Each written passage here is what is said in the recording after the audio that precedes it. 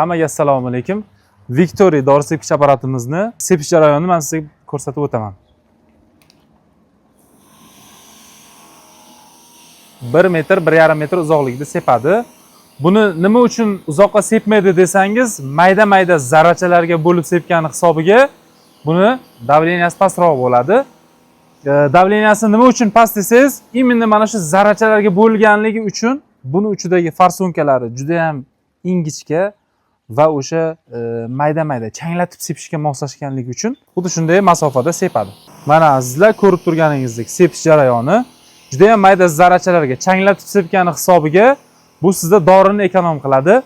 Suv masalan 8,5 litrlik bochkaga moslashgan o'sha 15 litrlik bochkadagi dorini tayyorlaganingizda ishlatayotgan doringiz ko'proq bo'lishi mumkin. Kamroq suvga kamroq dorini yoki bo'lmasam o'sha sizga aytilgan dorini aralashtirib sepganingizda butun ekinlarga hamma joyiga 100% to'liq bo'ladi. Bundan sepilayotgan dori o'sha aytaylikki o'sha suv borib bargdan tomchilagani bu sizning cho'ntagingizga zarar degani. Bu bilan sepganingizda to'liq changlanganda to'liq hamma joyiga, yashirin nuqtalargacha yetib borgani hisobiga bu sizga ancha ekonom bo'ladi. Bu dori sepkich apparatimiz haqida ma'lumot olishingiz uchun buyurtma bermoqchi bo'lsangiz, pastdagi raqamlarga bemalol qo'ng'iroq qilishingiz mumkin.